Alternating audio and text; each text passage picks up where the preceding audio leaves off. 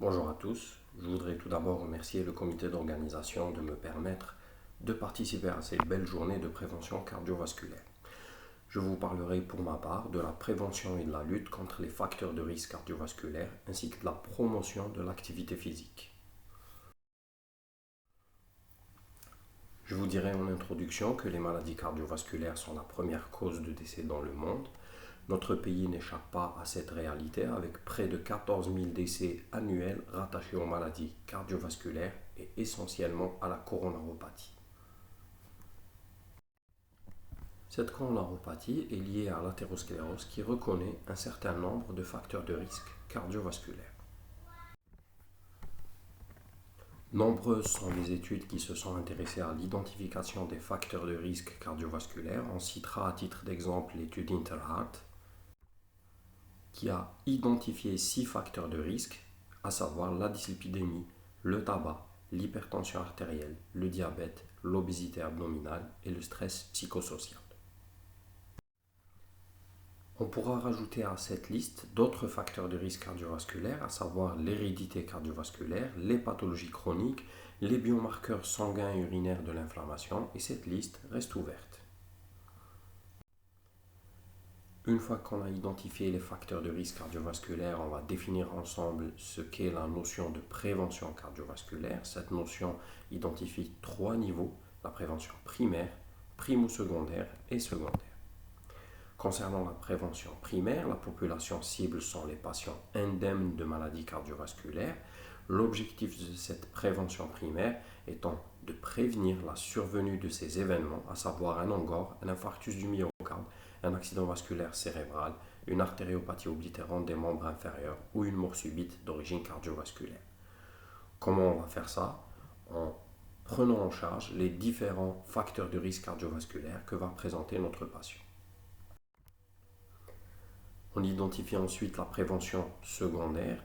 Donc la population cible sont les patients ayant fait un événement cardiovasculaire parmi les 5 qu'on a cités sur la diapositive précédente. L'objectif étant d'éviter la récidive de cet accident cardiovasculaire, de réduire la mortalité cardiovasculaire, de dépister les autres localisations de l'athérosclérose. Et comment se faire? Grâce à une prise en charge vigoureuse des facteurs de risque cardiovasculaire, mais aussi de la maladie survenue chez le patient. On verra que les seuils et objectifs des différents facteurs de risque cardiovasculaire seront plus stricts dans cette situation. Et on termine enfin par la notion de prévention primo-secondaire qui découle de l'évolution de l'imagerie médicale. Elle concerne des patients indemnes de pathologies cardiovasculaires mais qui ont des lésions d'athérosclérose infraclinique dépistées par exemple par un Doppler des carotides des membres inférieurs, par une imagerie thoracique qui va identifier des plaques d'athérosclérose au niveau de l'aorte. L'objectif chez ces patients étant de prévenir l'expression clinique de ces lésions d'athérosclérose infraclinique, de dépister les autres localisations de la maladie athéroscléreuse et de prendre en charge ces localisations. Comment on fait ça? Par une prise en charge plus vigoureuse des facteurs de risque cardiovasculaire, et on verra que chez ces patients-là, on va les évaluer comme les patients en prévention primaire, puis on va intégrer cette athérosclérose infraclinique comme un modificateur du niveau de risque cardiovasculaire, et on verra ça ensemble. Ensuite, comment prédire le niveau de risque cardiovasculaire d'un patient? L'ancienne méthode était d'énumérer le nombre de facteurs de risque cardiovasculaire que présente notre patient. Selon le cumul de ces facteurs de risque, on va dire qu'il est à faible, à moyen, à haut ou à très haut risque cardiovasculaire. Ensuite, cette notion a évolué grâce à l'apparition du score qui est destiné aux adultes de plus de 40 ans qui sont en prévention primaire et qui a pour objectif de prédire le risque de mortalité cardiovasculaire dans les 10 ans à venir selon l'âge, le sexe, le cholestérol du patient, le niveau de la pression artérielle et la notion ou pas de tabagisme. Ce score a encore évolué. Nous identifions actuellement des pays à haut risque cardiovasculaire et des pays à bas risque cardiovasculaire. Vous voyez que l'Algérie fait partie des pays à haut risque cardiovasculaire et qui auront un tableau d'évaluation spécifique selon le niveau de risque du pays. Vous voyez ici le tableau d'évaluation des pays à haut risque cardiovasculaire du score 2 et donc qui va identifier le risque de mortalité cardiovasculaire dans les 10 ans à venir selon le sexe du patient, selon la notion de tabagisme ou pas, selon le chiffre tensionnel et selon bien sûr le non-HDL cholestérol du patient et la tranche d'âge de notre patient. Donc on va identifier notre patient par la bulle qui lui correspond sur ce tableau et on aura son niveau de risque cardiovasculaire dans les 10 ans à venir. Le Score 2 ainsi que d'autres applications sont téléchargeables gratuitement sur le Google Play et l'App Store et vous permettront d'évaluer rapidement le niveau de risque cardiovasculaire de vos patients. Une fois le niveau de risque de votre patient connu grâce à ce Score 2, et si votre patient présente de l'athérosclérose infraclinique, vous allez lui demander de monter d'une marche d'escalier sur le fameux escalier du risque cardiovasculaire. Ça sous-entend, si grâce au Score 2, il est évalué à bas risque cardiovasculaire et qu'il a de l'athérosclérose infraclinique, il deviendra à risque modéré. S'il était à risque modéré, il deviendra à haut risque. S'il était à haut risque, il deviendra à très haut risque cardiovasculaire. Et vous allez voir que selon le niveau de risque de notre patient, le moment de l'intervention médicamenteuse ainsi que l'objectif de l'intervention médicamenteuse sur les différents facteurs de risque cardiovasculaire va être différente. Nous commençons maintenant par la prise en charge de l'hypertension artérielle. Celle-ci étant définie par une tension artérielle supérieure à 140 et ou 90 de diastolique. Il convient de la dépister systématiquement à partir de l'âge de 40 ans. Cette recherche de la tension artérielle se fera par la mesure au cabinet qui répond à un certain nombre de conditions. Le patient doit être assis dans une position confortable et silencieux. On utilisera un appareil électronique validé, vous avez le site de validation. Alternativement à l'appareil électronique, vous pouvez utiliser l'appareil manuel, bien sûr, avec une taille de brassard adaptée au bras de votre patient. Vous réaliserez 2 à 3 mesures sur 2 à 3 visites, espacées d'1 à 4 semaines d'intervalle, et il convient d'intercaler entre vos visites au cabinet des mesures hors cabinet. Bien sûr, pour confirmer le diagnostic de l'hypertension artérielle, on peut faire appel aux mesures hors cabinet, à savoir la MAPA et l'automesure, et vous avez les seuils diagnostiques de ces différents outils de mesure. Une fois le diagnostic d'hypertension artérielle retenu, il faut savoir que toute augmentation des chiffres tensionnels s'accompagne d'une augmentation du risque de morbimortalité cardiovasculaire, mais aussi toute diminution des chiffres tensionnels de 2 mm de mercure s'accompagne d'une réduction de 7 à 10% de cette morbimortalité cardiovasculaire. Il convient donc de prendre en charge rigoureusement votre hypertension artérielle. Cette prise en charge se fera par des moyens non médicamenteux, mais aussi par des moyens médicamenteux. Si on commence par les moyens non médicamenteux, toute réduction pondérale de 10 kg s'accompagnera d'une baisse de la tension artérielle de 10 mm de mercure. Le régime méditerranéen, la restriction salée, l'activité physique, la réduction voire l'arrêt de la consommation de l'alcool auront aussi un effet bénéfique sur les chiffres tensionnels. L'objectif thérapeutique de l'hypertension artérielle va varier selon l'âge du patient. On sera plus exigeant pour un patient de moins de 65 ans. On visera plutôt une tension inférieure à 130-80. Entre 65 et 80 ans, on va plutôt viser une tension inférieure à 140-80. Pour un patient de plus de 80 ans, on sera moins exigeant. On va viser plutôt une systolique entre 140 et 150 et une diastolique toujours inférieure à 80 mm de mercure. Les dernières recommandations de 2023 préconisent de commencer plutôt par une bithérapie antihypertensive fixe contenant un bloqueur du système rénine-angiotensine, ça sous-entend IEC ou ARA2, associé à un calcique ou un diurétique, mais à faible dose, sans pour autant exclure complètement la monothérapie qui reste d'actualité chez les patients très âgés ou très jeunes et chez les patients à faible risque cardiovasculaire. En cas de non-obtention de l'objectif tensionnel sous bithérapie à faible dose ou sous monothérapie, on passera à la bithérapie à la full dose. En cas de non-obtention de l'objectif, on passera à la trithérapie, bloqueur du système rénine-angiotensine, inhibiteur calcique, diurétique. Et en cas de non-obtention de l'objectif, on rajoutera la spironolactone et on évoquera l'HTA résistante.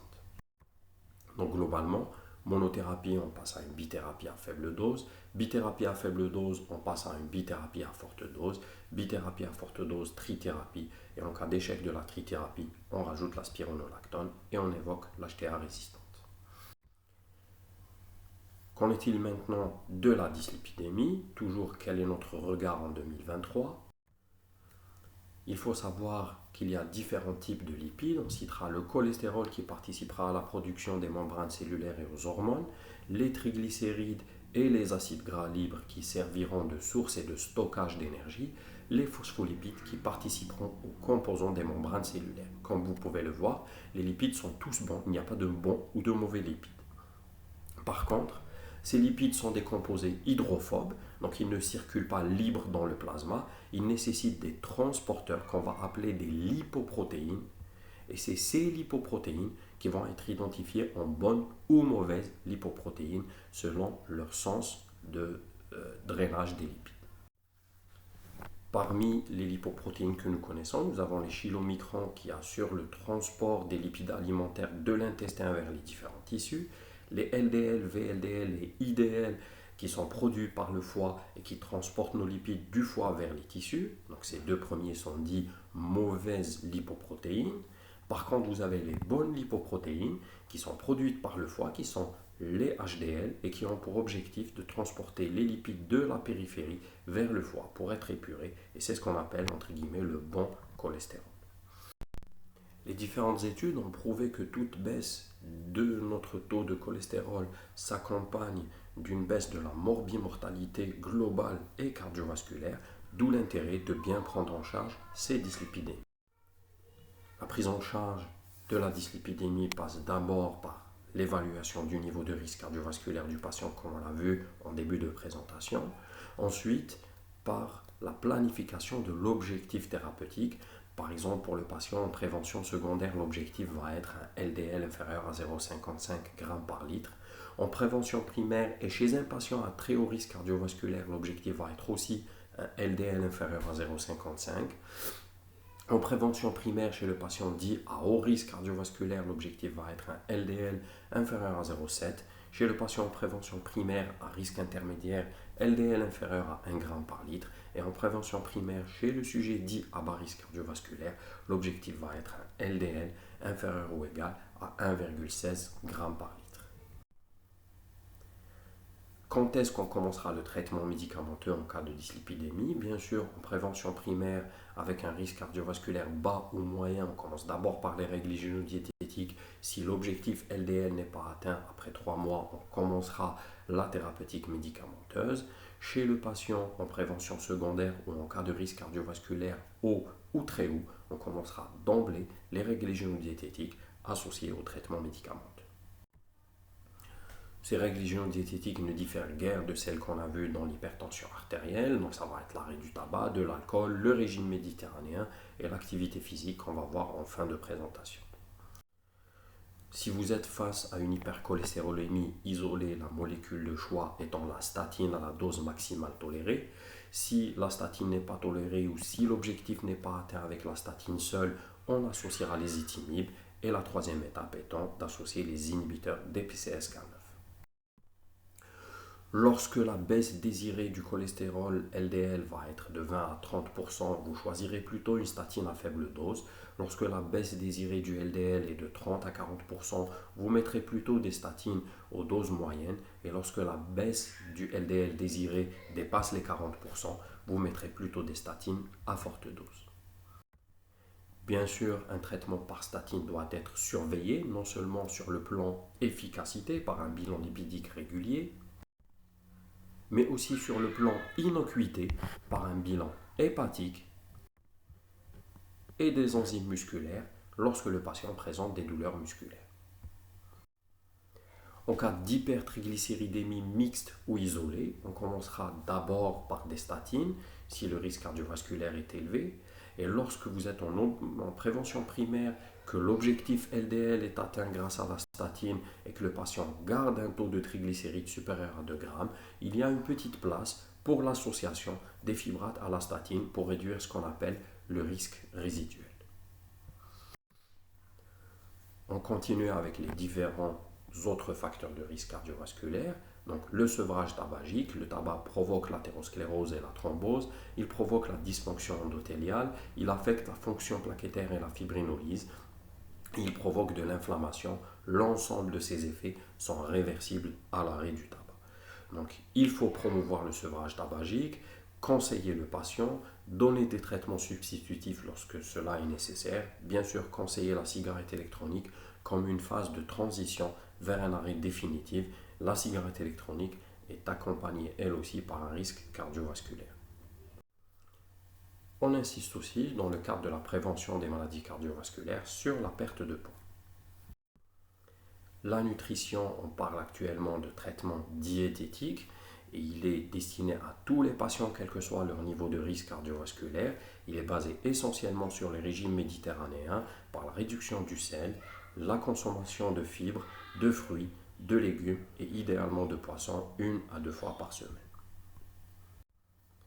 J'arrive enfin à l'activité physique. Celle-ci est destinée à tous les êtres humains sur notre planète. Donc les sujets sains et les sujets à bas risque peuvent pratiquer le sport sans restriction. Les sujets à risque moyen ou à haut risque nécessitent une évaluation clinique avant l'autorisation de la pratique de l'activité physique, voire même d'une épreuve d'effort lorsqu'on suspecte une coronaropathie chez ces patients. On va voir que la pression artérielle varie pendant l'exercice physique et donc on va distinguer 2 types d'exercices physiques, les exercices physiques dynamiques et les exercices physiques statiques qui auront des effets différents sur le système cardio-circulatoire. Vous avez d'abord les exercices dits dynamiques qui sont faits d'une alternance de contraction et de relaxation de grosses masses musculaires avec une ventilation libre, vous avez l'image à côté, et qui vont créer une augmentation importante du débit cardiaque et de ces 2 composants, à savoir la fréquence cardiaque et le volume d'éjection systolique, ainsi que d'une diminution des résistances artérielles périphériques. Dans ce cadre-là, la pression artérielle systolique va augmenter, la pression artérielle diastolique varie peu ou pas du tout. On opposera à ces exercices les exercices statiques, qui sont faits d'une contraction d'un muscle sans changement de sa longueur, contre une charge avec blocage ventilatoire associé. Ils vont s'accompagner d'une augmentation du débit cardiaque qui est modérée avec des résistances artérielles périphériques qui ne diminuent pas. Ceci va donner une augmentation beaucoup plus marquée de la pression artérielle systolique et de la pression artérielle diastolique. L'activité physique va avoir des effets bénéfiques. Les plus connus sur le risque cardiovasculaire sont les effets indirects sur les facteurs de risque cardiovasculaire. Donc l'activité physique va permettre de contrôler l'HTA, de contrôler le diabète, de réduire la dyslipidémie, de faire arrêter le tabagisme au patient. Mais il y a aussi des effets directs de cette activité physique sur le système circulatoire. On citera d'abord l'effet anti-inflammatoire par les myokines qui sont libérés par le muscle actif. L'effet anti-ischémique par diminution du travail cardiaque à l'exercice et diminution de la demande myocardique en oxygène pour un même exercice avec augmentation du flux coronaire et amélioration de la vasomotricité coronaire. Un effet antithrombotique par augmentation de la fibrinolyse et réduction de la viscosité sanguine. Et un effet antiarythmique par augmentation du tonus parasympathique et réduction du tonus sympathique et du taux de catécholamine. Au total, l'activité physique régulière va améliorer la tolérance myocardique à l'exercice et augmenter le seuil d'ischémie myocardique. Elle aura un effet anti-inflammatoire qui sera beaucoup plus marqué chez les coronariens.